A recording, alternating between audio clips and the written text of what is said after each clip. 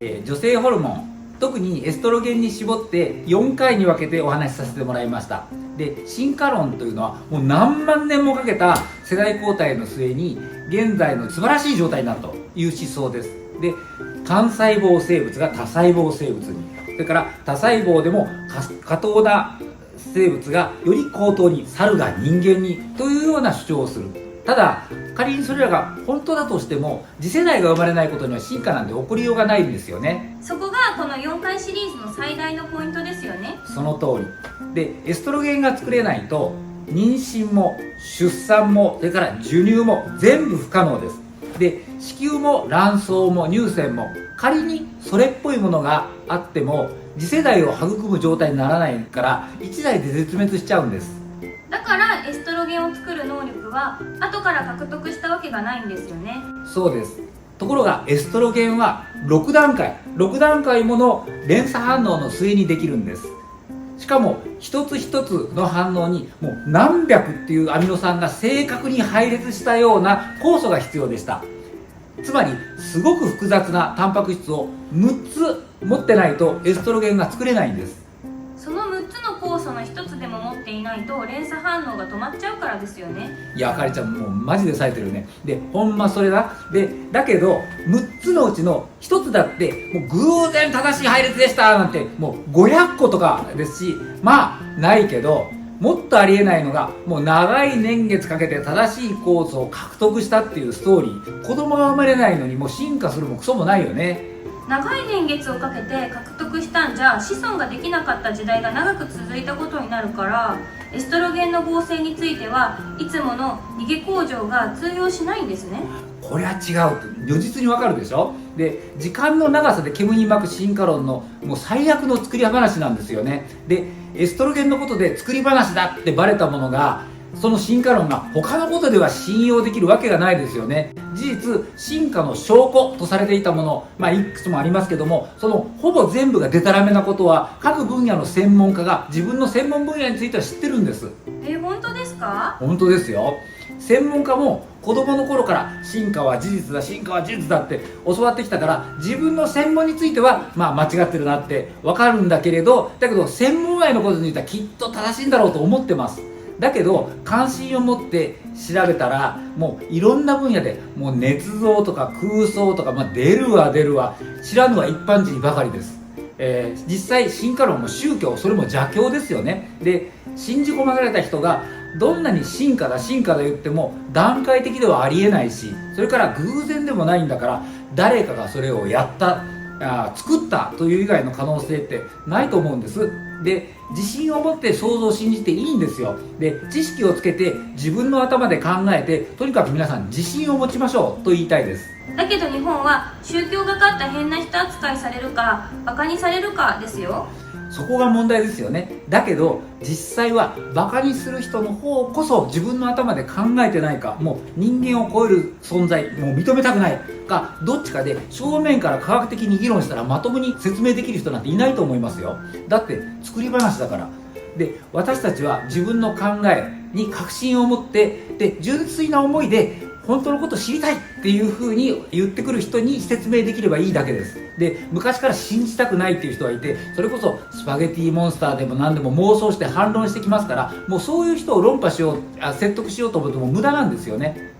ただやっぱり哺乳類になる前にエストロゲンを作れるようになって、それで哺乳類になったんだとか反論する人がいるような気がします。私もそう思いました。それで哺乳類以外が全く必要がない多くのものが、それが哺乳類になる前っていうのがあって、その哺乳類になる前に獲得するっていうような反論がどれほどバカバカしいかっていうことが分かるように、エストロゲン合成の話の前に子宮だとか乳腺だとか哺乳類以外でも全く必要な臓器も獲得しなければならなかったこと、それから排卵のために卵巣と脳下垂体が共同作業する必要があること、本命のエストロゲン以上に複雑な排卵の関連物質がいくつもあって、でもそれらを作れないともう一代限りで絶滅しちゃうっていうことをお話ししたんです。もう受験勉強やるまいし、哺乳類目指して頑張るぞとか、哺乳類になる日を夢見て変化するなんてわけがないんですよね。で、遺伝子が改変されて、いや今のところ必要なんですけどこんな物質作ってみましたとか、もう何無駄なことやっとんねんアホなんて怒られますよね。で実際そこには栄養素だとかエネルギーのロスが生じてむしろ不利になるから、本当だったら進化論者の言う適者生存、これにも反する、そういうものなんです。でそういう反論はもう進化は事実ってもう盲信してる、そういう人だけに湧いてくる、もう論理も根拠も何にもない妄想なんです。本当ですね。そういえばすごくおかしかったのが、エストロゲンを作る最終段階のアロマターゼのお話でした。もし酵素を進化で徐々に獲得したのなら、アロマターゼが未完成な間は染色体が男性でも女性でも全員男性ホルモンまでしか作れないので、地球は男子高校状態。逆に男性でアロマターゼのスイッチがオフになっていないと全員女性ホルモンが作られて地球が女子高状態になる。いずれにせよ次世代は生まれないというお話でした。あるいはアロマターゼより前の段階の酵素が未完成だったら、男も女もアンドロゲンもエストロゲンもできなくてもやっぱり次世代生まれないんですよね。でもちろん次世代が生まれないんだから進化なんてしようがないんです。で段階的に獲得した進化したっていう前提が間違ってるんです。で例えばアロマターゼの遺伝子が男性も女性も持ってるけど、男性ではスイッチオフなのでテストステロン止まりで、女性の卵巣だけはアロマターゼのスイッチがオンなのでエストロゲンまで作れる。もうこれ聞けばね、なるほどって思いますよね。でもこのオンとオフもう全然当たり前じゃないと思いますよ。すごすぎますよね。もう自然現象だとか偶然だとか思う方がどうかしてます。すごいですよね。女性だけがその遺伝子を持っているのならまだわかりますけど、でもねそれは違うのよ。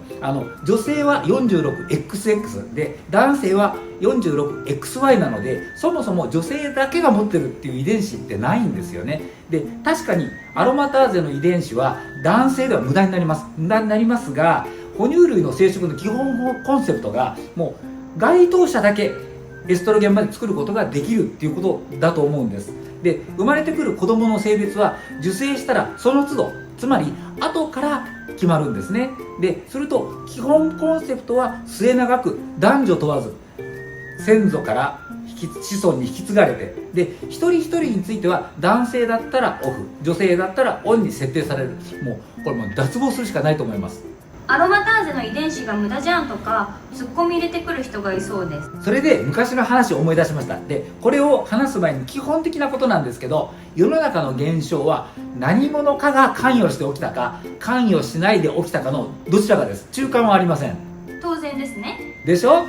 つまり誰も関与しない自然現象では起こり得ない現象であれば何者かの意図に基づいて起きてるわけで、誰であるか何のためにどんな方法でっていうのは次の課題なんですよね。でそれなのに自然現象だって強弁しようとすると得体の知れない話になっちゃうんです。で今から話すのは個人攻撃じゃなくて、全てを進化に絡めて発想する結果、とっても優秀な人が目が点になるようなことを言い出す実例です。ですごく優秀で尊敬してた先輩がいたんですよ。でだけど彼は私が進化じゃない創造だと公言してたのは気に入らなかったみたいで、あるパーティーの席で近寄ってきて「おい今中、男のおっぱいは何のためにあるんだ、全く無駄じゃないか」